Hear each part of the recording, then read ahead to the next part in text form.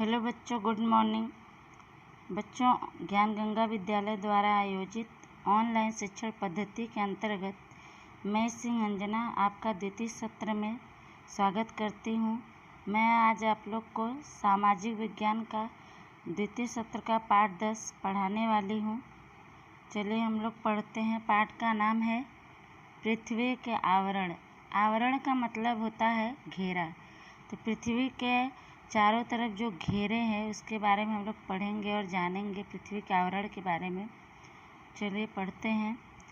सौर परिवार में हमारी पृथ्वी बेजोड़ है। बेजोड़ का मतलब होता है जिसका कोई जोड़ ना हो, जिसकी कोई बराबरी ना हो। पृथ्वी एकमात्र ग्रह है जिसको अनुकूल तापमान यानी गर्मी, पानी, हवा और जीवन मिला है।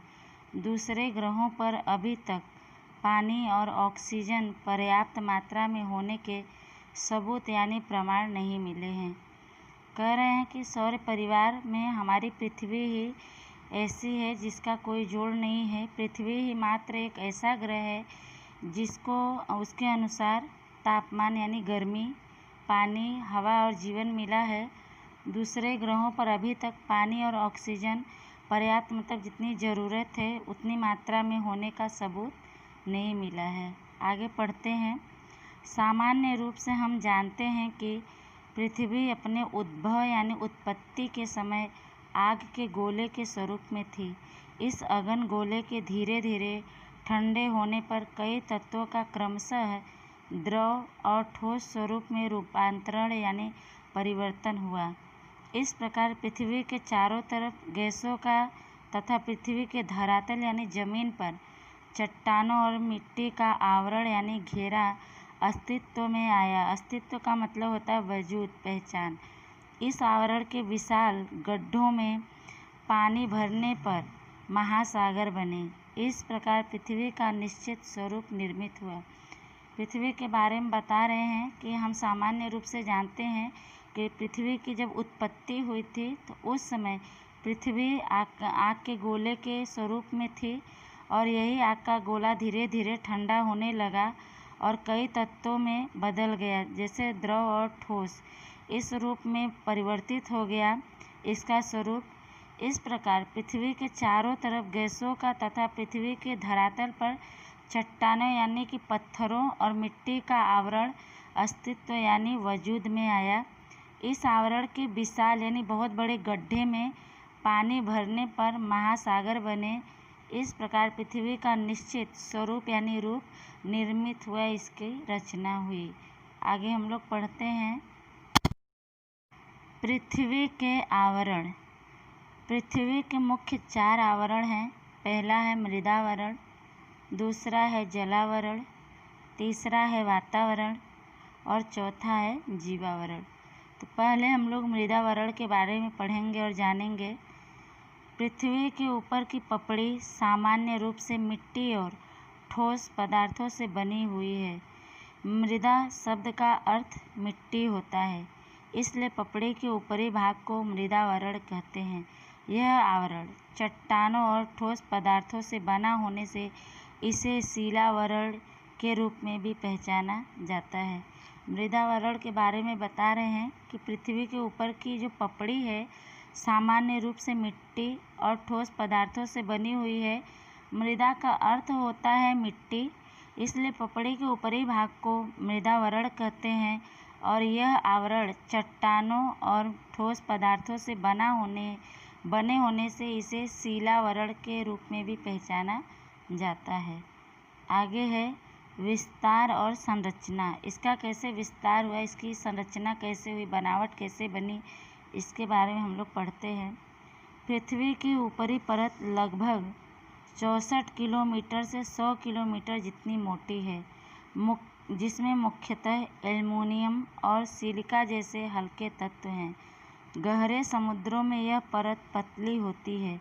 पृथ्वी के धरातल पर लगभग 29% भाग मृदावरण है। इस भाग पर पर्वत, पठार, मैदान आदि है। मृदावरण के स्तर से जैसे जैसे गहराई में जाएंगे वैसे वैसे तापमान यानी गर्मी बढ़ता जाएगा। इसके बारे में बता रहे हैं कि पृथ्वी की जो ऊपरी सतह की परत है लगभग 64 किलोमीटर से 100 किलोमीटर इतनी मोटी है पृथ्वी की परत, जिसमें मुख्यतः एल्युमिनियम और सिलिका जैसे हल्के तत्व हैं। गहरे समुद्रों में यह परत पतली होती है। पृथ्वी के धरातल पर लगभग 29% भाग मृदावरण है। इस भाग पर पर्वत, पठार, मैदान आदि हैं। मृदावरण के स्तर से जैसे जैसे गहराई में जाते जाएंगे वैसे वैसे ही गर्मी बढ़ता चला जाएगा। आगे है, सामान्य रूप से प्रति 1 किमी यानी 1 किलोमीटर की गहराई में जाने पर लगभग 30 सेल्सियस तापमान यानी गर्मी में वृद्धि होती है। इस प्रकार यहाँ अधिक गहराई में गर्मी के कारण अंदर की चट्टानें भी पिघलकर अर्धद्रव स्वरूप यानी रूप में बदल जाती हैं। इन चट्टानों के पिघले द्रव्य को मैग्मा कहते हैं, जिसमें अनेक गैस उपस्थित होती हैं। यहाँ ऊपरी चट्टानों का दबाव अधिक होता है। कह रहे हैं कि सामान्य रूप से प्रति 1 किलोमीटर की गहराई में जाने पर लगभग 30 सेल्सियस तापमान यानी गर्मी में बढ़ोतरी होती है। इस प्रकार यहाँ अधिक गहराई में गर्मी के कारण अंदर की जो चट्टानें हैं वो पिघलकर अर्धद्रव यानी कि आधे गीले आधे सूखे ऐसे स्वरूप में बदल जाती हैं। इन चट्टानों के पिघले द्रव्य को मैग्मा कहते हैं, जिसमें अनेक गैस मौजूद होती हैं। यहाँ ऊपरी चट्टानों का दबाव अधिक होता है। आगे पढ़ते हैं। इस प्रकार दबाव और गर्मी जैसे परस्पर यानी लगातार विरोधी बलों यानी ताकतों के बीच संतुलन बनता है, इसलिए पृथ्वी की ऊपरी परत फटती नहीं है। करें कि इस प्रकार दबाव और गर्मी जैसे लगातार एक दूसरे के विरोध में ताकत के बीच संतुलन बनता है इनका, इसीलिए पृथ्वी का जो ऊपरी सतह की परत है वो फटती नहीं है। आगे है, मृदा का जीवावरण और वनस्पति जीवन के साथ गहरा संबंध यानी जुड़ाव है। हमारे घर, पानी, कृषि यानी खेती, उद्योग सभी इस मृदावरण के साथ जुड़े हैं। मृदावरण में से खनिज और खनिज तेल मिलता है। कृषि करके विविध यानी तरह तरह के फसलों का उत्पादन प्राप्त करते हैं। मैदानी प्रदेशों में विविध यानी अलग अलग उद्योग धंधे और दूसरी आर्थिक प्रवृत्तियां यानी कार्य करते हैं। पर्वतीय प्रदेश के जंगल भी मृदावरण के आभारी यानी एहसानमंद है। संक्षिप्त में यानी थोड़े में ऐसा कहा जा सकता है कि आहार से लेकर आवास यानी घर और हमारे अस्तित्व यानी वजूद का आधार अर्थात मृदावरण। इसमें बता रहे हैं कि मृदावरण का जीवावरण और वनस्पति जीवन के साथ बहुत ही गहरा घना संबंध है, जुड़ाव है। हमारे घर, पानी, खेती, उद्योग सभी इस मृदावरण के साथ जुड़े हुए हैं। मृदावरण में से खनिज और खनिज तेल मिलता है। खेती करके अलग अलग फसलों का उत्पादन प्राप्त करते हैं हम लोग। मैदानी प्रदेशों में अलग अलग उद्योग धंधे और आर्थिक कार्य करते हैं। पर्वतीय प्रदेशों के जंगल भी मृदावरण के आभारी हैं, एहसानमंद है। संक्षिप्त में ऐसा कहा जा सकता है कि आहार यानी भोजन से लेकर रहने के घर और हमारे वजूद का ये आधार है, अर्थात कौन? मृदावरण। आगे पढ़ते हैं। दूसरा है जलावरण। पृथ्वी के धरातल पर भूमि क्षेत्र की अपेक्षा पानी के क्षेत्र की मात्रा अधिक है। पृथ्वी के धरातल पर जो क्षेत्र पानी से घिरा है उसे जलावरण के रूप में पहचाना जाता है। इसमें कह रहे हैं कि पृथ्वी के धरातल यानी जमीन पर भूमि क्षेत्र यानी जो जमीन का क्षेत्र है उसकी अपेक्षा में जमीनी भाग की अपेक्षा में पानी के क्षेत्र की मात्रा अधिक है, यानी कि जमीन कम है और उससे अधिक पानी है जमीन पर। पृथ्वी के धरातल पर जो क्षेत्र पानी से घिरा हुआ है उसे जलावरण के रूप में पहचाना जाता है। आगे पढ़ेंगे। पृथ्वी के धरातल का लगभग 71% जितना क्षेत्र जलावरण यानी जल के आवरण से घिरा हुआ है। पृथ्वी के धरातल का यह क्षेत्र इतना विशाल है यानी बड़ा है कि इसमें महाद्वीप भी टापुओं जैसे लगते हैं। पृथ्वी पर विशाल जल राशि के समूहों को महासागर के रूप में पहचाना जाता है, जो क्रमशः प्रशांत, अटलांटिक, हिंद और आर्कटिक महासागर के रूप में प्रसिद्ध है। पृथ्वी के महासागर खूब ही गहरे और विशाल हैं। उनके तल पर 10 से 11 किलोमीटर जितनी विशाल और गहरी खाइयाँ हैं। महासागरों के तल में पृथ्वी के धरातल जैसे भूमि स्वरूप हैं। पृथ्वी पर जो पानी है उसका 97% समुद्रों का खारा पानी है। शेष पानी का लगभग पौना भाग ध्रुवों पर तथा हिमालय जैसे दूसरे ऊंचे पर्वतों पर बर्फ के स्वरूप में यानी रूप में है। जो पानी पृथ्वी के गर्भ में है, सरोवर में और नदियों के रूप में बहता है, उसकी मात्रा अत्यंत कम है। कह रहे हैं कि पृथ्वी के धरातल का यानी जमीन का लगभग 71% जितना क्षेत्र जल से घिरा हुआ है, पानी से। पृथ्वी के धरातल का यह क्षेत्र इतना विशाल है, बड़ा है कि इसमें बड़े बड़े महाद्वीप भी टापुओं जैसे दिखाई देते हैं। पृथ्वी पर अधिक से अधिक जल वाले समूहों को महासागर के रूप में जाना जाता है, जो जैसे कि प्रशांत, अटलांटिक, हिंद और आर्कटिक महासागर के रूप में ये प्रसिद्ध हैं। पृथ्वी के महासागर बहुत ही गहरे और बहुत ही बड़े हैं। इनके तल यानी समुद्र की गहराई के नीचे ज़मीन पर 10 से 11 किलोमीटर जितनी विशाल और गहरी खाइयाँ हैं। महासागरों के तल में पृथ्वी के धरातल जैसी भूमि का जैसा स्वरूप है, आकार है। पृथ्वी पर जो पानी है उसका 97% भाग समुद्रों का खारा पानी है। शेष पानी का लगभग पौना भाग ध्रुवों पर तथा हिमालय जैसे दूसरे ऊंचे पर्वतों पर बर्फ के रूप में जमा हुआ है। जो पानी पृथ्वी के गर्भ में यानी पृथ्वी के नीचे है, सरोवर में और नदियों के रूप में बहता है, उसकी मात्रा बहुत ही कम है। आगे पढ़ते हैं। पृथ्वी पर रहने वाले जीवों और वनस्पतियों को पानी के बिना नहीं चलता। पानी खुराक के साथ मिले या हवा में से नमी के रूप में मिले, जलावरण का अस्तित्व अर्थात जीव सृष्टि का अस्तित्व। पृथ्वी पर बरसात के लिए अधिकांशतः नमी समुद्रों में से आती है। समुद्र तल में कीमती खनिजों का विशाल भंडार है। पानी से नमक प्राप्त करते हैं और उसके तल में मैंगनीज, लोहा, कलई आदि खनिज है। समुद्र प्रोटीन युक्त आहार का भंडार है। समुद्रों तथा महासागरों की लहरों, धाराओं और ज्वार में प्रचंड यानी तीव्र शक्ति होती है, जिसका संचय यानी एकत्र करके विद्युत यानी बिजली शक्ति प्राप्त कर सकते हैं। महासागर जल परिवहन के मार्ग बने हैं।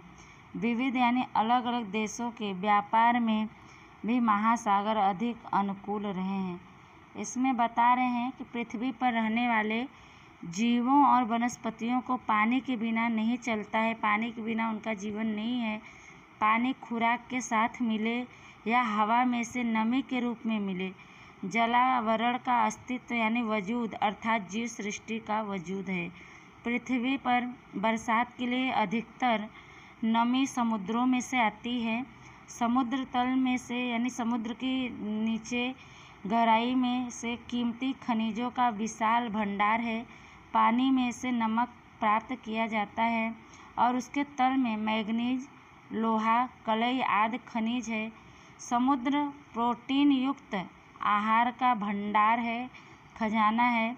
समुद्रों तथा महासागरों की लहरों, धाराओं और ज्वार भाटा जो उठता है, उसमें प्रचंड तीव्र शक्ति होती है, जिसको एकत्रित करके बिजली प्राप्त किया जा सकता है। महासागर जल परिवहन के मार्ग बने हैं। विविध यानी अलग अलग देशों के व्यापार में भी महासागर बहुत ही प्रयोग में आते हैं। आगे हम लोग पढ़ेंगे।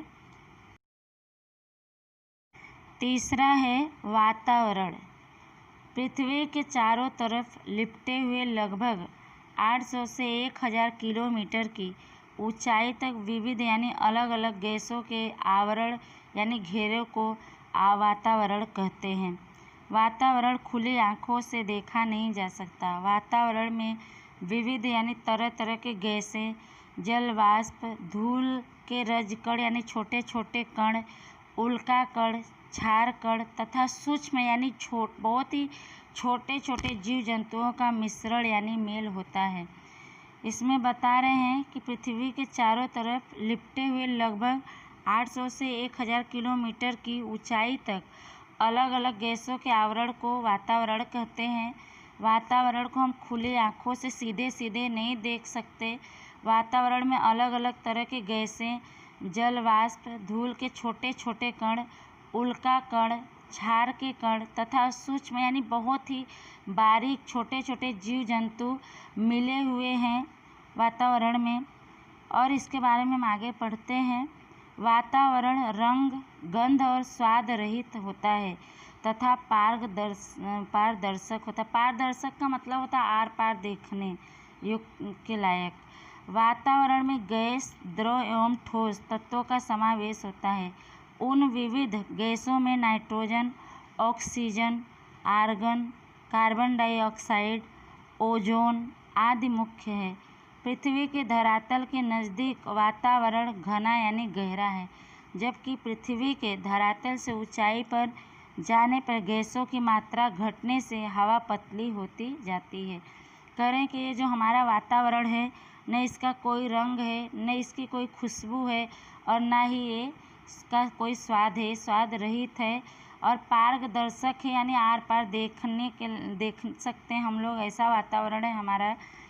वातावरण में गैस, द्रव एवं ठोस तत्वों का समावेश है।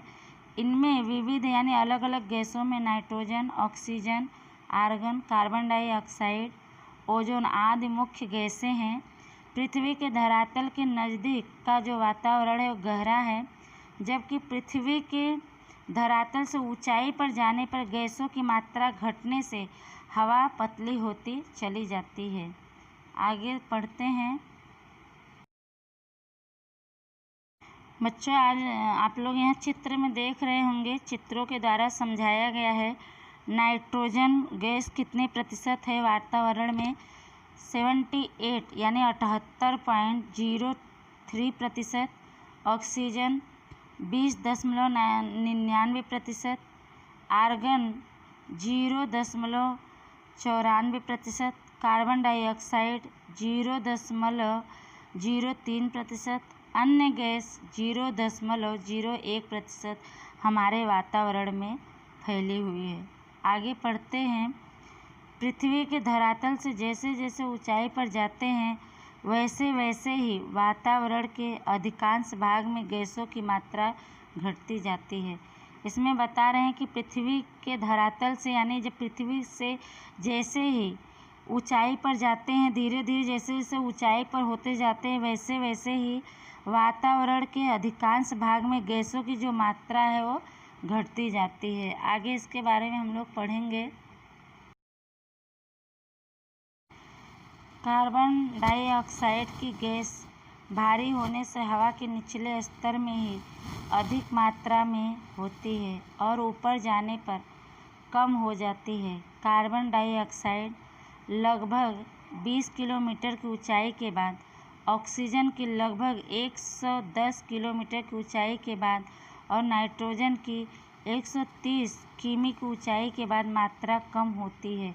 अत्यधिक ऊंचाई पर जाने पर तो मात्र हाइड्रोजन और हीलियम जैसी हल्की गैसें होती है। इसमें कह रहे हैं कि कार्बन डाइऑक्साइड की गैस जो होती है भारी होने से हवा के निचले स्तर में ही अधिक मात्रा में होती है और जब ये ऊपर जाने लगती है तो कम हो जाती है। कार्बन डाइऑक्साइड लगभग 20 किलोमीटर की ऊंचाई पर जाने के बाद कम होती है। ऑक्सीजन की लगभग 110 किलोमीटर की ऊंचाई के बाद और नाइट्रोजन की 130 किलोमीटर की ऊंचाई के बाद मात्रा कम होती है। अत्यधिक ऊंचाई पर जाने पर तो मात्र हाइड्रोजन और हीलियम जैसी हल्की गैसें ही रह जाती हैं। यहाँ पे आप लोग को चित्रों के द्वारा देखिए समझाया गया है। 0 किलोमीटर वातावरण में गैसों की ऊंचाई, फिर जब 20 किलोमीटर पे जाते हैं तो थोड़ा कम होता है, 110 किलोमीटर पर जाने पर और कम हो जाते हैं, 130 किलोमीटर जाने पर एकदम से कम हो जाते हैं। आगे पढ़ते हैं। वातावरण में ओजोन गैस की मात्रा अत्यधिक कम है। यह गैस सूर्य की पराबैंगनी किरणों को शोषित कर पृथ्वी को सूर्य की प्रचंड गर्मी से बचाती है। यह गैस मुख्यतः प्रातःकाल यानी सुबह के समय खुले मैदानों और समुद्री किनारे की हवा में अधिक मात्रा में होती है।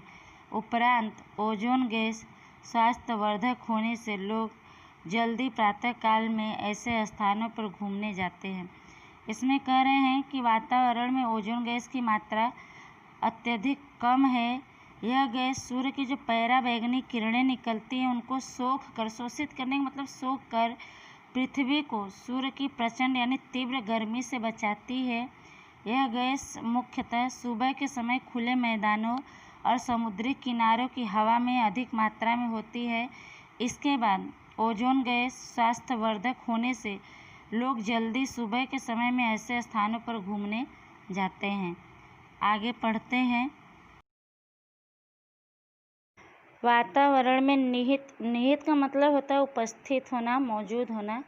तो वातावरण में मौजूद विविध यानी अलग अलग रजकणों यानी धूल के कणों के कारण पृथ्वी पर सूर्य प्रकाश फैलता है, जिससे एकाएक अंधेरा या प्रकाश नहीं होता।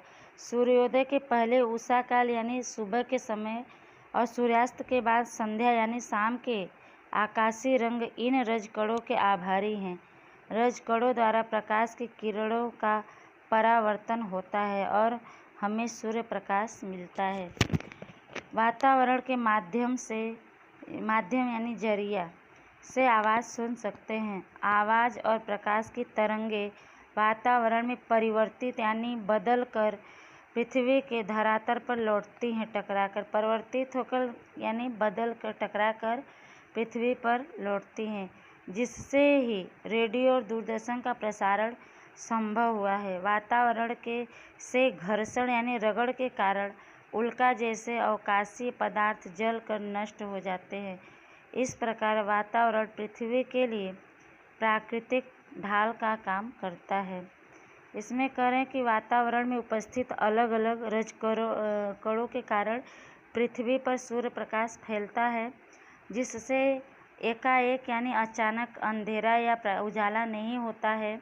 सूर्य के पहले सुबह के समय और सूर्यास्त के बाद शाम के समय आकाश में इन रंग के रजकणों के आभारी हैं।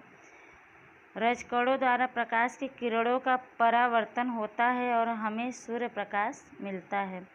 वातावरण के माध्यम से आवाज़ हम सुन सकते हैं। आवाज़ और प्रकाश की तरंगें वातावरण में परिवर्तित होकर यानी बदल कर टकरा कर पृथ्वी के धरातल पर लौटती हैं, जिससे ही रेडियो और दूरदर्शन का प्रसारण संभव हुआ है।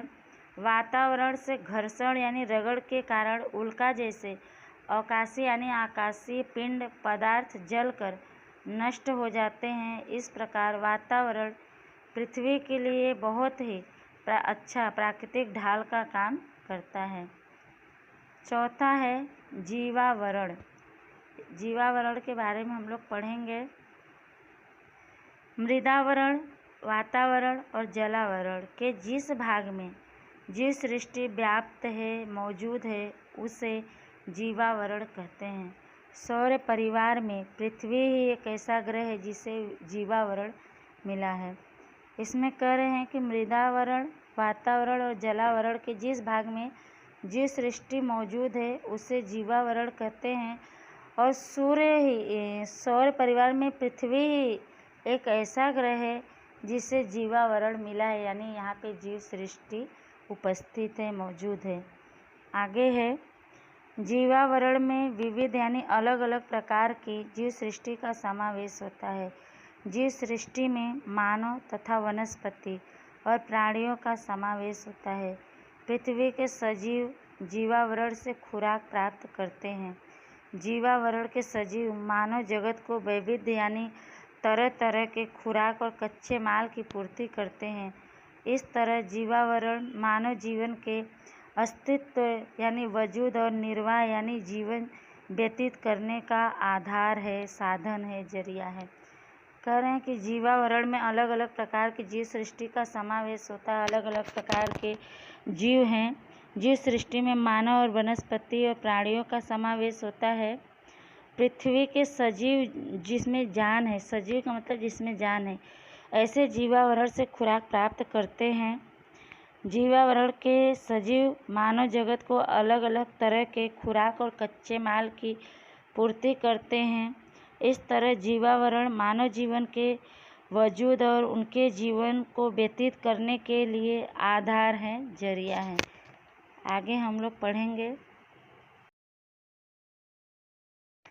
मानव प्रवृत्तियों का प्रभाव, मानव द्वारा किए गए कार्यों का असर, उसके बारे में हम लोग पढ़ते हैं और जानते हैं।